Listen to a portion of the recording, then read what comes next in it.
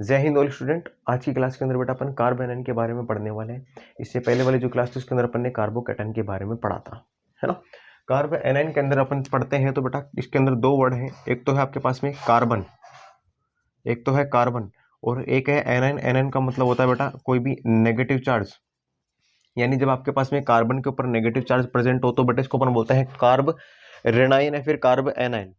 ठीक है, अपन बात करते हैं कि सर कार्ब एनायन जो होता है वो क्या होता है, एक तरीके का मध्यवर्ती होता है जिसका जो काल होता है बेटा वो अनिश्चितकालीन, मतलब अपन बोल सकते हैं कि एक अस्थायी स्पीशीज होती है ना। कैसा है, अस्थायी स्पीशीज है।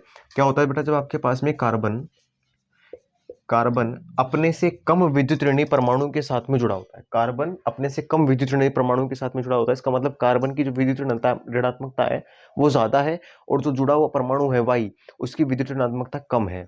विद्युत ऋणात्मकता कार्बन की ज्यादा होने के कारण जो बंध के इलेक्ट्रॉन होंगे बेटा वो कार्बन के पास में होंगे, क्योंकि जिसकी विद्युत ऋणात्मकता ज्यादा होती है वो बॉन्ड के बीच में जो अट्रैक्शन होता है वो ज्यादा रखता है अपने बीच में, है ना।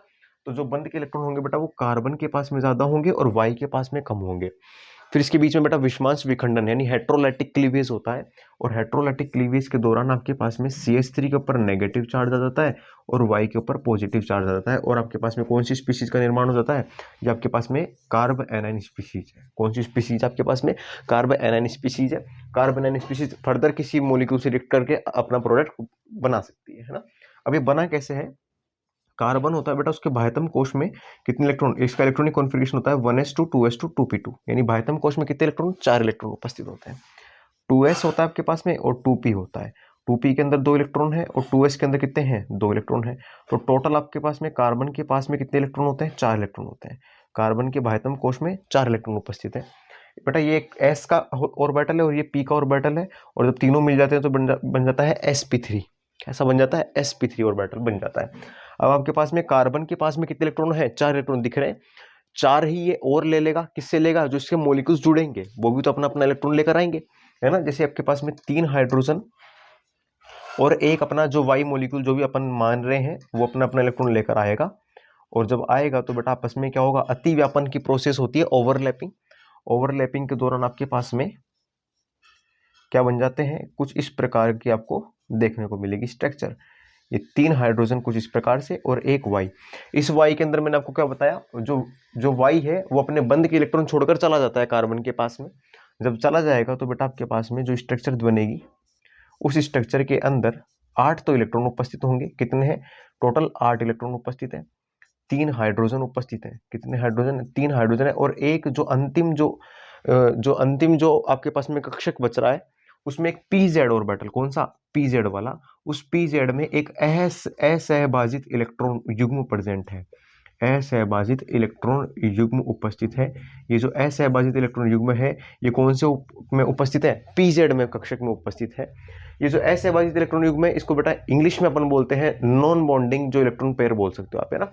नॉन बॉन्डिंग इलेक्ट्रॉन पेयर है। इसकी स्ट्रक्चर कैसे बनेगी, तो बेटा कार्बन होता है, कार्बन के पास में कितने हाइड्रोजन बच रहे हैं, 3 हाइड्रोजन बच रहे हैं। वो 3 हाइड्रोजन बेटा मैं लिख रहा हूँ, ये 3 हाइड्रोजन आपके पास में एसिटीज हो गई और एक असहभाजित इलेक्ट्रॉन युग्म है बेटा वो कुछ इस प्रकार से आपको दिखेगा। ठीक है, तो इस प्रकार से टोटल अगर आपसे पूछे कार्बन आयन के अंदर कितने बॉन्ड होते हैं तो 3 बॉन्ड होते हैं। कितने असहभाजित इलेक्ट्रॉन युग्म प्रेजेंट होते हैं तो 1% होता है। अगर आपसे पूछे कितने इलेक्ट्रॉन होते हैं कार्बन आयन की स्पीशीज में तो बेटा 8 इलेक्ट्रॉन होते हैं। कितने इलेक्ट्रॉन होते हैं कार्बन आयन की स्पीशीज में, 8 इलेक्ट्रॉन होते हैं। अगर पूछे कार्बोकैटायन में कितने होते हैं तो बेटा 6 होते हैं। कितने होते हैं, कार्बोकैटायन भी देख लो, कार्बोकैटायन के अंदर कितने होते हैं बेटा आपके पास में 6 होते हैं, कुछ इस प्रकार से, है ना। ये देखो 2, ये 2 4 और ये 2 6, इसमें 6 इलेक्ट्रॉन होते हैं, उसमें 8 इलेक्ट्रॉन उपस्थित है ना। हम टॉपिक से नहीं भटकेंगे बेटा, ये मैं पढ़ा चुका हूँ आपको, है ना। अब हम बात करेंगे किसकी, इसकी संरचना हो चुकी है बेटा।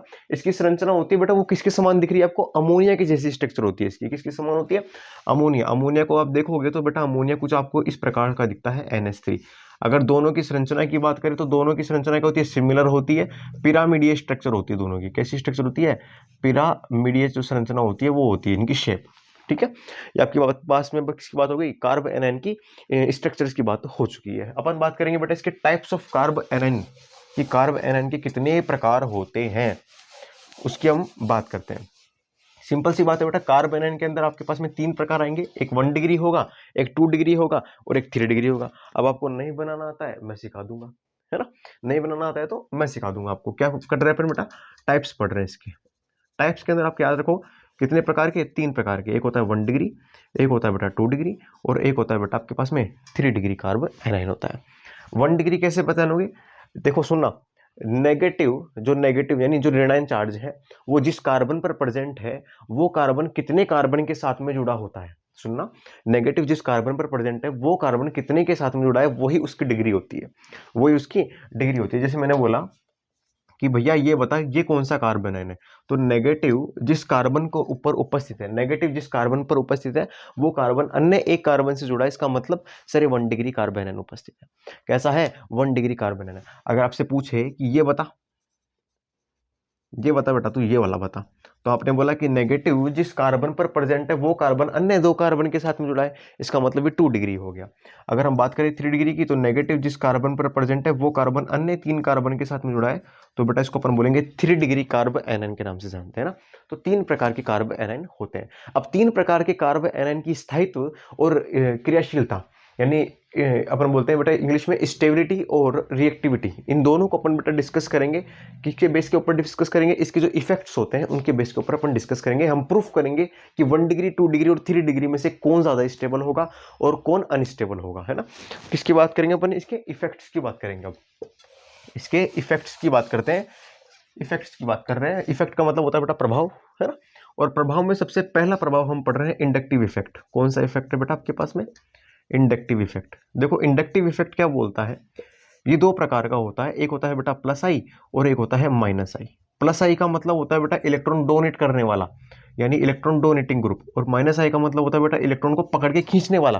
क्या करने वाला, डोनेट किसको किया जाता है बेटा, जिसके पास में कमी होती है। जैसे मान लो अगर मैं गरीब हूं तो क्या होगा, मेरे को डोनेट करेगा कोई, ठीक है, क्या करेगा, हम बोलते हैं ना कि इतने का डोनेशन किया, इतने का दान किया है हमने, तो हम दान क्यों कर रहे हैं, क्योंकि बेटा सामने वाले को जरूरत है। और अगर बेटा इलेक्ट्रॉन विड्रॉइंग का मतलब होता है कि हमने निकाला है, निकाला है मतलब सामने वाले के पास में अधिकता रही होगी तभी निकाला है ना। तो बेटा आपके पास में कार्ब एनाइन है, क्या है, कार्ब एनाइन। सोच कर बताओ बेटा कार्ब एनाइन के अंदर कौन सा इफेक्ट लगाओगे, प्लस आई या माइनस आई। कार्ब एनाइन को दोगे या कार्ब एनाइन से लोगे, सिंपल सी बात है सर, कार्ब एनाइन के ऊपर नेगेटिव चार्ज है, और नेगेटिव चार्ज का मतलब होता है किसी भी एटम के ऊपर नेगेटिव चार्ज ये बताता है कि उसके पास में इलेक्ट्रॉन की अधिकता है। तो उस अधिकता को हम क्या करना चाहते हैं, कम करना चाहते हैं। अच्छा, कम करने की जरूरत क्यों पड़ रही है, सब चीजें है ना, मैं खुद ही क्वेश्चन पूछ लेता हूं, आप तो पूछ नहीं सकते हो ना स्क्रीन में से। कम करने की जरूरत पड़ क्यों रही है बेटा, कार्ब एनन क्या है, एक पोलर स्पीशीज है। कैसी स्पीशीज, एक पोलर स्पीशीज है। और बेटा केमिस्ट्री के अंदर नॉन पोलर जो स्पीशीज होती है वो मोर स्टेबल होती है पोलर की तुलना में। इसलिए हम क्या चाहते हैं कि सर जो कार्बन के ऊपर नेगेटिव चार्ज है, अगर हम थोड़ा सा हम एफर्ट लगाएं, हम कुछ भी कोशिश करें कि ये नेगेटिव चार्ज सर मान लो अभी 5 है, थोड़ा सा हम इसको कम कर दें, 2.5 के ऊपर लिया है, तो भी सर हमारा मॉलिक्यूल स्टेबिलिटी की ओर चला जाएगा, है ना। 0 लिया है तो बेटा स्टेबल ही हो जाएगा, है ना। तो हम क्या कर रहे हैं सर, ये जो नेगेटिव चार्ज है ये धीरे धीरे कम हो जाए, इसलिए कम करने के लिए हमको क्या करना पड़ेगा बेटा, इलेक्ट्रॉन को विड्रॉ करना पड़ेगा। और विड्रॉ करना पड़ेगा इसलिए बेटा माइनस आई इफेक्ट किसके लिए लगेगा, कार्ब एनएन के लिए। प्लस आई इफेक्ट लगता है बेटा कार्बोकैटायन के लिए, है ना। माइनस आई इफेक्ट किसके लिए लग रहा है, कार्ब एनएन के लिए। सिंपल सी बात है बेटा, माइनस आई जितना ज्यादा बढ़ेगा कार्ब एनएन उतना ही ज्यादा स्टेबल हो जाएगा। माइनस आई जितना ज्यादा लगेगा, माइनस आई डायरेक्टली प्रोपोर्शनल होगा stability of the carbanion के। किसके प्रोपोर्शनल होगा, कार्ब एनएन के स्थायित्व के डायरेक्टली प्रोपोर्शनल होगा, है ना। और जो आपके पास में जो स्टेबिलिटी होती है, स्थायित्व, वो बेटा व्युत्क्रमानुपाती होता है उसकी रिएक्टिविटी के। किसकी व्युत्क्रमानुपाती होता है, उसकी रिएक्टिविटी के, यानी उसकी क्रियाशीलता के। स्थायित्व जो होता है व्युत्क्रमानुपाती होता है 1 में क्रियाशीलता। कहने का मतलब स्थायित्व जितना ज्यादा होगा क्रियाशीलता उतनी ही कम हो जाती है ना। हम लाते हैं बेटा अपने 1 डिग्री 2 डिग्री और 3 डिग्री को। उससे पहले बेटा एक छोटा सा एग्जांपल करवाऊंगा। माइनस आई के अंदर बेटा एक ऑर्डर चलता है हेलोजन ग्रुप 17 ग्रुप का। फ्लोरीन का जो माइनस आई होता है वो सबसे ज्यादा होता है, उसके बाद में बेटा क्लोरीन का, उसके बाद में ब्रोमीन का, और उसके बाद में आयोडीन का। ये माइनस आई का इफेक्ट है बेटा, है ना, माइनस आई का ऑर्डर है। अगर आपसे कोई पूछे कि बेटा ये बताओ कि CH2 के ऊपर नेगेटिव फ्लोरीन है, CH2 के ऊपर नेगेटिव क्लोरीन है, CH2 के ऊपर ही नेगेटिव ब्रोमीन है, और CH2 के ऊपर ही नेगेटिव आयोडीन है। अगर आपसे पूछा जाए कि इन सब में से मोर स्टेबल कार्ब एनएन कौन सा होगा, तो सिंपल सी बात है सर, जिसका माइनस आई ज्यादा वो मोर स्टेबल। फ्लोरीन कार्बन से CH2 के साथ में नेगेटिव जोड़ रखा है, फ्लोरीन की विद्युत ऋणात्मकता ज्यादा है, उसका माइनस आई ज्यादा है, तो वो क्या करेगा बेटा, पकड़ के इलेक्ट्रॉनों को अपनी ओर खींचना स्टार्ट करेगा। वो आयोडीन की तुलना में बहुत ज्यादा इलेक्ट्रॉन को खींचेगा क्योंकि उसका माइनस आई ज्यादा है। तो माइनस आई ज्यादा है तो बेटा कहने का मतलब ये जो नेगेटिव चार्ज है वो कम हो रहा है धीरे धीरे फ्लोरीन की अधिक विद्युत ऋण के कारण, है ना। तो ये क्या करेगा, इलेक्ट्रॉन को अपनी ओर खींचेगा। ये थोड़ा कम खींचेगा, ये बिल्कुल कम खींचेगा, और ये तो बेटा नल्ला बेरोजगार धीरे धीरे खींचेगा, आराम आराम से ना, बहुत कम खींचेगा। तो ये मोर स्टेबल होगा, फिर ये होगा, ये होगा, क्योंकि माइनस आई किसका ज्यादा है, फ्लोरीन का ज्यादा है। माइनस आई किसका ज्यादा है बेटा आपके पास में, फ्लोरीन का जो माइनस आई है वो सबसे ज्यादा है, इस वजह से ये स्टेबल हो चुका है। हम बात करेंगे बेटा 1 डिग्री 2 डिग्री और 3 डिग्री की। 1 डिग्री 2 डिग्री और 3 डिग्री की। याद रखना बेटा, जो प्लस आई इफेक्ट होता है ना, इसका एक ग्रुप मैं आपको बताता हूँ, CH3। ये CH3 जो है ना बेटा, ये प्लस आई ग्रुप होता है ना, प्लस आई वाला होता है। आपके पास में है बेटा एक CH2 नेगेटिव, एक है आपके पास में बेटा CH2 CH3 नेगेटिव, एक होता है बेटा आपके पास में CH3 नेगेटिव, और एक होता है बेटा आपके पास में CH3 और CH3 नेगेटिव। ये मैंने क्यों बताया भी पता चल जाएगा। प्लस आई बढ़ने के साथ साथ बेटा कार्ब एनाइन जो होता है वो लेस स्टेबल हो जाता है। क्या हो जाता है, लेस स्टेबल हो जाता है। आप गौर करके देखो कि सबसे ज्यादा आपको प्लस आई यानी CH3 ग्रुप कहाँ किस में भी देखने को मिल रहा है, इन चारों स्ट्रक्चर में। सिंपल सी बात है सर, इसमें देखने को मिल रहे हैं, कितने देखने को मिल रहे हैं, 3-3। कितने, 3-3, यानी इधर जाने पर सर प्लस आई के कितने ग्रुप प्रेजेंट है, 3 ग्रुप। और प्लस आई जितना ज्यादा होगा बेटा कार्ब एनाइन उतना ही कम हो जाएगा, क्योंकि प्लस आई वाले देते हैं तो बेटा पहले ही वो नेगेटिव है, ऊपर से और नेगेटिव लाद रहे हो, तो बेटा वो क्या हो जाएगा, लेस स्टेबल हो जाएगा। तो 3 डिग्री जो होगा वो लेस स्टेबल होगा, उसके बाद में बेटा 2 डिग्री, उसके बाद में 1 डिग्री। ये तो बेटा 0 डिग्री है। ये कैसा है, ये CH3 है ना, ये 0 डिग्री है बेटा आपके पास में। कैसा कार्बन एनाइन है, 0 डिग्री, और 0 डिग्री है, और ये मोर स्टेबल कार्बन एनाइन है, क्योंकि बेटा इसके साथ में कोई भी प्लस आई वाला ग्रुप जुड़ा हुआ ही नहीं है। जब प्लस आई वाला ग्रुप जुड़ा हुआ नहीं है तो ये सबसे ज्यादा क्या होगा, मोर स्टेबल कार्बन एनाइन होगा, 0 डिग्री। और इसकी जो स्थायित्व का क्रम होगा बेटा, जो स्टेबिलिटी का ऑर्डर है, ये सेम टू सेम यही है। रिएक्टिविटी क्रियाशीलता का जो ऑर्डर होगा, क्रियाशीलता के ऑर्डर के अंदर हम क्या कर देंगे बेटा, क्रियाशीलता का ऑर्डर ये हो जाएगा इसका, है ना। ये ऑर्डर जो होगा वो इसकी रिएक्टिविटी का होगा, ये वाला, यानी आपके पास में रिएक्टिव कौन सा होगा, वो वाला। अगर हम बात करें बेटा इसकी स्टेबिलिटी का ऑर्डर, तो स्टेबिलिटी के ऑर्डर के अंदर मोर स्टेबल कौन सा हो जाएगा, ये इसका स्टेबिलिटी का ऑर्डर हो जाएगा। ठीक है, प्रूफ कीजिए किसके बेस पे, इंडक्टिव इफेक्ट के बेस पे। अब हम पढ़ते हैं बेटा कौन सा इफेक्ट, कॉन्जुगेशन इफेक्ट यानी संयुग्मन प्रभाव हम पढ़ते हैं। कौन सा प्रभाव पढ़ रहे हैं, संयुग्मन प्रभाव। संयुग्मन प्रभाव को हम देखते हैं कि संयुग्मन प्रभाव क्या होता है। सबसे पहले बेटा हम जो इफेक्ट पढ़ रहे हैं उसका नाम है संयुग्मन प्रभाव, उसको हम कॉन्जुगेशन इफेक्ट भी बोलते हैं। और कॉन्जुगेशन का मतलब होता है जिसमें बेटा पाई बॉन्ड के इलेक्ट्रॉनों का विस्थानीकरण, डीलोकलाइजेशन होता है, उसको हम बोलते हैं कॉन्जुगेशन इफेक्ट या फिर संयुग्मन प्रभाव, है ना।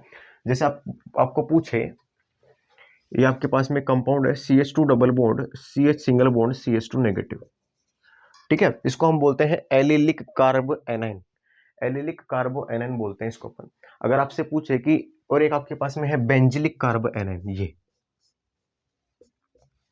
एक है आपके पास में ये। अगर आपसे पूछे कि इन दोनों के अंदर मोर स्टेबल कौन सा होगा, तो कॉन्जुगेशन इफेक्ट बोलता है, संयुग्मन प्रभाव, कि जिसकी अनुनादी संरचनाएं जितनी ज्यादा बनेगी वो उतना ही ज्यादा स्थायी होगा। क्या बोल रहा है वो, जिसकी अनुनादी संरचना जितनी ज्यादा बनेगी, जिसका पाई इलेक्ट्रॉन का विस्थानीकरण जितना ज्यादा होगा, वो कार्ब एनाइन उतना ही ज्यादा स्थायी होगा। ठीक है, सबसे पहले वाले चेक करते हैं, ये आपके पास में एलिलिक कार्बो एनाइन है। एलिलिक कार्बो एनाइन की जब बेटा स्ट्रक्चर बनाओगे अनुनाद, तो ये वाला बॉन्ड यहाँ पर और ये वाला बॉन्ड यहाँ पर, देखो डबल सिंगल नेगेटिव है ना, संयुग्मन प्रेजेंट है। तो बेटा आपके पास में बन जाएगा CH2 के ऊपर negative, single bond CH double bond CH2। ठीक है, ये आपके पास में क्या है, आपके पास में कितनी स्ट्रक्चर बनी, 2 स्ट्रक्चर, क्योंकि दोबारा इस नेगेटिव चार्ज को बनाओगे तो ये वाली बन जाएगी, वो सेम होगी। तो कितनी, इसमें 2 अनुनादी संरचनाएं बन रही है, कितनी, 2 अनुनादी संरचनाएं, 2 अनुनादी संरचनाएं, यानी 2 रेजोनेटिक स्ट्रक्चर इसके अंदर ड्रॉ हो रही है ना। इसकी बात करते हैं, है ना, इसकी बात करते हैं। ये जब नेगेटिव चार्ज बेटा नीचे आएगा, क्योंकि नेगेटिव चार्ज नीचे ही आएगा, है ना, सिंपल सी बात है। ये वाला बॉन्ड इधर चला जाएगा, जैसे ही ये वाला बॉन्ड इधर जाएगा तो आपके पास में यहाँ पर डबल बॉन्ड CH2 और यहाँ पर नेगेटिव चार्ज आएगा। फिर उसके बाद में बेटा ये नेगेटिव चार्ज डीलोकलाइज्ड होगा, डीलोकलाइज्ड होगा तो यहाँ पर नेगेटिव, ये डबल बॉन्ड, और यहाँ पर डबल बॉन्ड CH2। उसके बाद में बेटा ये नेगेटिव चार्ज दोबारा डीलोकलाइज्ड होगा। जितना ज्यादा पाई इलेक्ट्रॉन का विस्थानीकरण होगा उतना ही ज्यादा आपका मॉलिक्यूल स्टेबल हो जाएगा। और उसके बाद में ये वापस अपने घर चला जाएगा। जब घर चला जाएगा तो बेटा आपके पास में टोटल रेजोनेटिंग स्ट्रक्चर आप चेक करो कितने हैं, 5। कितने स्ट्रक्चर आपके पास में, 5। 1 2 3 4 और 5। तो बेंजिलिक और एलिलिक कार्बोनाइन के अंदर सबसे ज्यादा मोर स्टेबल कार्बोनाइन कौन सा होगा, बेंजिलिक कार्बोनाइन मोर स्टेबल होगा। क्यों मोर स्टेबल हो रहा है, क्योंकि सर उसके अंदर जो बनने वाली जो अनुनादी संरचनाओं की संख्या है वो कितनी है, 5 है ना। कितनी है, 5 संरचनाएं है आपके पास में, है ना। और एक तरीके से बेटा इसको 4 भी मानते हैं, क्योंकि पहली और ये वाली जो संरचना है वो सेम मानते हैं ना, और कोई कोई उसको डिफरेंट मानते हैं, क्योंकि इसके अंदर जो पाई बॉन्ड है वो कुछ इस प्रकार से है, उसमें पाई बॉन्ड कुछ इस प्रकार से, इसलिए अलग अलग मानते हैं ना। तो आपके पास में ज्यादा अनुनादी संरचना किसमें बन रही है, इसमें बन रही है, और कम इसमें बन रही है। तो आपके पास में ऑर्डर क्या आ जाएगा कि जो आपके पास में बेंजिलिक बेंजिलिक कार्बेनाइन है ना, बेंजिलिक कार्बेनाइन जो होगा आपके पास में वो मोर स्टेबल होगा किससे, एलिलिक एलिलिक कार्बेनाइन से। ठीक है बेटा, ये आपके पास में ऑर्डर आ गया। अच्छा, ये प्रूफ कौन से इफेक्ट ने किया है, तो ये प्रूफ किया है सर हमको कॉन्जुगेशन इफेक्ट ने। कॉन्जुगेशन जो इफेक्ट था आपके पास में, उस इफेक्ट ने ये हमको प्रूफ करके दिया है। इस इफेक्ट ने क्या बोला कि जितनी ज्यादा रेजोनेटिक स्ट्रक्चर बढ़ती जाती है, आपका मॉलिक्यूल की जो स्टेबिलिटी है वो उतनी ही ज्यादा बढ़ती जाती है। ये स्टेटमेंट किसने दिया आपको, कॉन्जुगेशन इफेक्ट, एक अनुनादी प्रभाव ने ये स्टेटमेंट आपको दिया था। एक बहुत अच्छा स्टेटमेंट और है बेटा, हाइब्रिडाइजेशन है, संकरण का प्रभाव एक बहुत अच्छा प्रभाव है, वो भी हम पढ़ते हैं ना। कौन सा इफेक्ट पढ़ते हैं बेटा अपन, संकरण का प्रभाव। कौन सा प्रभाव, इफेक्ट ऑफ हाइब्रिडाइजेशन। संकरण क्या बोलता है, संकरण ये बोलता है बेटा, सुनना मेरी बात को गौर करके, जो हाइब्रिडाइजेशन इफेक्ट नहीं, संकरण का प्रभाव, मैं लिख देता हूं हेडिंग, संकरण का प्रभाव, इफेक्ट ऑफ हाइब्रिडाइजेशन। ये क्या बोलता है बेटा कि परसेंटेज एस करेक्टर बढ़ने पर, क्या बढ़ने पर, परसेंटेज एस करेक्टर अगर आपके मॉलिक्यूल के अंदर बढ़ते हैं। परसेंटेज एस करेक्टर का मतलब बेटा होता है आपके पास में ट्रिपल बॉन्ड, एक होता है डबल बॉन्ड और एक होता है सिंगल बॉन्ड। ये होता है इसका संकरण sp, इसका होता है बेटा sp2, इसका होता है बेटा sp3। इसके अंदर परसेंटेज एस करेक्टर की अगर बात करते हैं, यानी एस लक्षण की अगर बात करते हैं, तो बेटा इसके अंदर होते हैं 50%, इसके अंदर होते हैं बेटा 33% और इसके अंदर होते हैं 25%।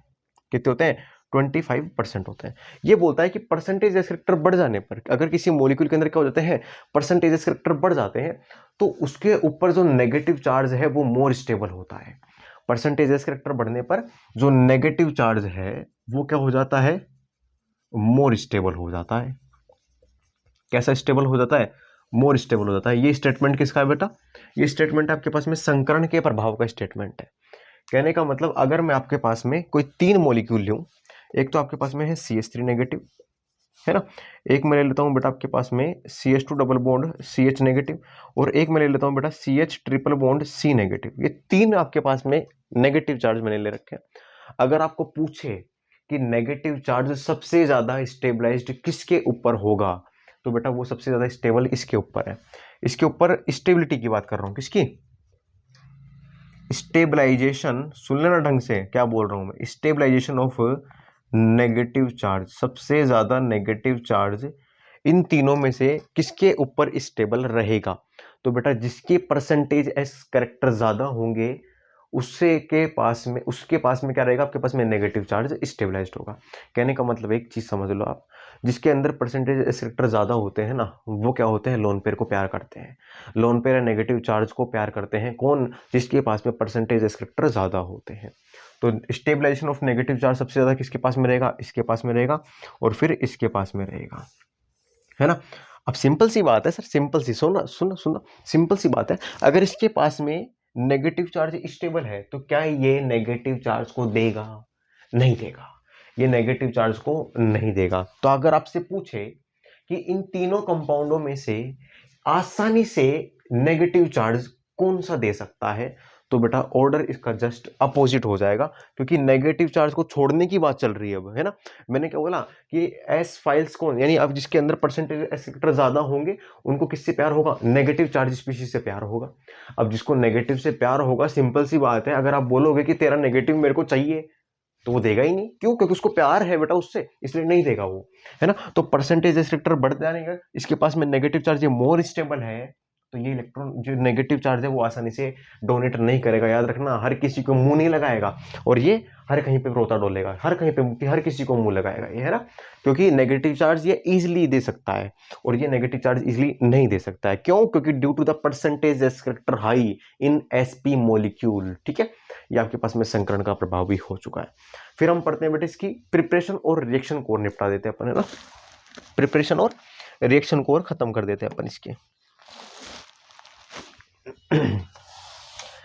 जैसे आपके पास में हम बात करेंगे सबसे पहले कि कार्ब एनाइन का निर्माण कैसे होता है, यानी प्रिपरेशन मेथड हम पढ़ रहे हैं कार्ब एनाइन का। किसका प्रिपरेशन हम पढ़ रहे हैं? किसका? प्रिपरेशन ऑफ कार्ब एनाइन का। सर बना के दिखाओ कार्ब एनाइन बनता कैसे है। देखो आपके पास में क्या होता है, एक अम्ल होता है जिसको अपन बोलते हैं एसिटिक अम्ल। अरे बेटा ये सूत्र होता है ना, ये आपके पास में कौन सा अम्ल है? एल्केनोइल अम्ल, एसिड मान सकते हो आप इसको, है ना, क्योंकि एल्केन की जगह मैंने कुछ जोड़ा नहीं है ना। तो इस अम्ल के अंदर से बेटा जब आप H+ को बाहर निकाल देते हो तो आपके पास में एक नेगेटिव चार्ज वाली स्पीशीज बनती है। उस नेगेटिव चार्ज ग्रुप को बेटा आप एसिड ग्रुप बोलते हो। कौन सा ग्रुप बोलते हो आप? एसिड ग्रुप के नाम से जानते हो। कोई कोई बेटा उसको एसीटेट भी बोल देते हैं, ना। RCOO नेगेटिव स्पीशीज बनती है। कौन सी स्पीशीज बनती है? RCOO negative. तो सबसे पहले मैं बेटा इसी से लूंगा। जब आपके पास में क्या होगा, RCOO नेगेटिव कोई एसिड ग्रुप होगा, जब वो एसिड ग्रुप क्या करेगा, ये जो नेगेटिव चार्ज डीलोकलाइज तो करेगा। जैसे ही वो डीलोकलाइज करने आएगा तो बेटा एक मॉलिक्यूल का निर्माण हो जाएगा जिसको अपन बोलते हैं CO2। वो कुछ दिखता कैसा होगा? Carbon double bond oxygen. ये बेटा एक गैस है, ठीक है, ये गैस के रूप में बाहर निकल जाएगी। जब गैस के रूप में बाहर निकल जाएगी तो बेटा आपके पास में R के ऊपर नेगेटिव चार्ज बढ़ जाएगा और ये कार्ब एनाइन स्पीशीज का निर्माण हो जाएगा। सबसे पहला मेथड आपके पास में कार्ब एनाइन को बनाने वाला मेथड ये आपके पास में। दूसरा मैं आपको बता दिया था, आपके पास में कोई भी CH3 स्पीशीज है उससे एक Y कौन है बेटा? जिसकी विद्युत ऋणात्मकता कार्बन से कम है, वो आपने ले रखा है।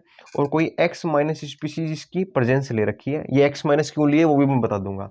जैसे ही बेटा यहाँ से CH3 नेगेटिव बाहर निकलेगा तो साथ में बेटा Y पॉजिटिव भी बाहर निकलेगा और उस Y पॉजिटिव को X- रिएक्ट करवा लेगा और एक स्टेबल कंपाउंड XY प्रकार का बना देगा। इसलिए आपके पास में X+ भी लिया गया है ना। इसके लिए क्या लिया गया है? X- लिया गया है, क्योंकि जब Y+ बाहर निकलेगा तो Y+ क्या करेगा? मीडियम के अंदर घूमता रहेगा, माध्यम में। तो हम क्या कर देंगे? X- से कोई स्पीशीज लेंगे नेगेटिव स्पीशीज जो Y+ के साथ में अभिक्रिया कर लेगी और आपके पास में XY प्रकार का कंपाउंड बना देगी। हमको उससे लेना देना है नहीं, हमको चाहिए था कार्बन जो हमारा बन चुका है। एक तीसरी जो अभिक्रिया है बेटा आपके पास में, तीसरी रिएक्शन है वो ये है बेटा, बेस की उपस्थिति के अंदर जब हम अभिक्रिया कराते हैं तब। किसकी उपस्थिति में? बेस की उपस्थिति में। जैसे आपके पास में एक स्पीशीज है CH2H और ये आपके पास में एक एल्डिहाइड है ना। कौन सा एल्डिहाइड है बेटा? ये आपके पास में एसिटाल्डिहाइड है। जब एसिटाल्डिहाइड की रिएक्शन बेटा हम बेस की उपस्थिति में करवाते हैं। किसकी उपस्थिति में? बेस की उपस्थिति में। बेस का मतलब OH- क्या होता है? एक बेस है और बेस भी लोकल नहीं है बेटा, स्ट्रॉन्ग बेस है। और बेस का काम क्या होता है बेटा? एसिडिक प्रोटॉन को बाहर निकालना। किसको बाहर निकालना? या एसिडिक नहीं समझो तो बेटा प्रोटॉन को बाहर निकालना। तो बेटा इसको प्रोटॉन कहां पर दिख रहा है? ये वाला प्रोटॉन दिख रहा है ना। तो ये बेस क्या करेगा? इस प्रोटॉन को बाहर निकाल लेगा। किसको बाहर निकाल लेगा? इस प्रोटॉन को बाहर निकालेगा। सर ये वाला प्रोटॉन ही बाहर क्यों निकाल रहा है? इतना एसिडिक है क्या ये? देखो मैं मेरी बात सुनना बेटा, ये जो एल्डिहाइड जो ग्रुप है ना, COH वाला जो ग्रुप होता है, ये एल्डिहाइड ग्रुप बेटा -I प्रभाव वाला ग्रुप है। कौन सा वाला है? ये जो एल्डिहाइड ग्रुप है ये, सुनना, ये -I प्रभाव वाला है। -I इफेक्ट लगाता है ये। जब -I इफेक्ट लगाएगा तो सिंपल सी बात है सर, वो इलेक्ट्रॉन को अपनी ओर खींचेगा। CH3 से अपनी ओर क्या करेगा? इलेक्ट्रॉन को खींचना स्टार्ट करेगा। जब खींचना स्टार्ट करेगा तो बेटा कार्बन के ऊपर हल्का फुल्का सा मान रहा हूं पॉजिटिव चार्ज तो आएगा। पार्शियली पॉजिटिव बोल सकता हूं मैं उसको। कौन सा पॉजिटिव बोलूंगा मैं? सर पार्शियली पॉजिटिव बोलेंगे। जब पार्शियली पॉजिटिव चार्ज आ जाएगा तो ये वाला प्रोटॉन एसिडिक प्रोटॉन हो जाएगा और यहाँ से OH- आसानी से हाइड्रोजन को ले जा सकता है, वाटर के रूप में बाहर निकल जाएगा और आपके पास में यहाँ पर बन जाएगी बेटा CH2COH नेगेटिव। ये आपके पास में स्टेबल कार्बन है। क्यों? क्योंकि नेगेटिव के पड़ोस में -I है और -I बढ़ने पर बेटा स्टेबल हो जाता है ना। ये आपके पास में कार्बन बन गया है। अब आपके पास में प्रिपरेशन कंप्लीट हो चुकी है। हम बात करेंगे केमिकल रिएक्शंस की। किसकी बात करेंगे? केमिकल रिएक्शंस की। देखो आपके पास में प्रिपरेशन के अंदर जो बनता है कार्ब एनाइन, उस कार्ब एनाइन को हम क्या करते हैं बेटा? रिएक्शन में काम लेते हैं। अदर मॉलिक्यूल से रिएक्शन करवाते हैं और अपन क्या बना लेते हैं? नए नए मॉलिक्यूल बनाते हैं। जैसे अभी थोड़ी देर पहले एक रिएक्शन देखी अपन ने कि सर ये आपके पास में RCOO नेगेटिव था, इसमें से R नेगेटिव और एक CO2 का जो गैस थी वो बाहर निकल गई, ये देखी थी ना, ये प्रिपरेशन थी। अब ये जो R नेगेटिव बना है आपके पास में, इसको बेटा किसी H+ के साथ में रिएक्ट करवा दो तो बन जाएगा RH, ये आपके पास में एल्केन का फॉर्मेशन हो गया। किसका फॉर्मेशन हो गया बेटा आपके पास में? एल्केन का फॉर्मेशन हो गया। सिंपल रिएक्शन थी, है ना। दूसरी, अभी सर थोड़ी देर पहले एक कार्बेनॉन बना है अपने पास में CH2 नेगेटिव COH, ये वाला। जब इसकी रिएक्शन सर हम करवा देंगे CH3COCl, ठीक है, एथेनॉल क्लोराइड बोलते हैं इसको, ठीक है। जब इसके साथ में रिएक्शन करवाएंगे तो नेगेटिव चार्ज है बेटा, ये कार्बोनिल ग्रुप है, और यहाँ पर कौन सा चार्ज प्रेजेंट है? डेल्टा पॉजिटिव चार्ज प्रेजेंट है। डेल्टा पॉजिटिव यहाँ पर आने का दो रीजन बताता हूँ। कितने रीजन? दो रीजन, जो आपको अच्छा लगे वो समझ लो, है ना। पहला, कार्बन और ऑक्सीजन के अंदर जो विद्युत ऋणात्मकता है बेटा, वो किसकी ज्यादा है? ऑक्सीजन की ज्यादा है। तो अगर इन फ्यूचर अगर ये बॉन्ड टूटता है कार्बोनिल वाला, तो नेगेटिव चार्ज किसके ऊपर आएगा? जिसकी विद्युत ऋणात्मकता ज्यादा होगी, ठीक है, जिसकी विद्युत ऋणात्मकता ज्यादा होगी। तो कार्बन और ऑक्सीजन में किसकी ज्यादा है? ऑक्सीजन की ज्यादा है। अगर डबल बॉन्ड टूटेगा तो नेगेटिव चार्ज इसके ऊपर आएगा और पॉजिटिव चार्ज ऊपर वाले के पास में आएगा, पहला रीजन। दूसरा, कार्बन के पड़ोस में जो क्लोरीन है बेटा, उसका -I प्रभाव लगता है। अब तुम देखोगे सर ये -I +I तो कंफ्यूज कर देते हैं ना, ये बेटा अच्छी चीज है, बार बार अपन समझेंगे तो याद हो जाएगा। ये आपके पास में कौन सा प्रभाव लगा रहा है? क्लोरीन -I प्रभाव लगा रहा है। जब -I प्रभाव लगा रहा है तो क्या कर रहा है? कार्बन से खींचना स्टार्ट करता है। कार्बन से खींचेगा तो कार्बन के ऊपर कौन सा चार्ज आएगा? पॉजिटिव चार्ज आएगा। तो पार्शियली पॉजिटिव तो आ ही रहा है ना, तो नेगेटिव चार्ज यहाँ पर अटैक कर देगा और यहाँ से आपके पास में ये मॉलिक्यूल बाहर निकल जाएगा, और ये स्पीशीज आपकी CH3COCH2COH, ये आपके पास में एक नई स्पीशीज का निर्माण हो जाएगा। ये आपके पास में केमिकल रिएक्शंस भी कंप्लीट हो चुकी है। तो मिलेंगे बेटा आपसे नेक्स्ट वीडियो में। अभी के लिए जय हिंद, जय भारत।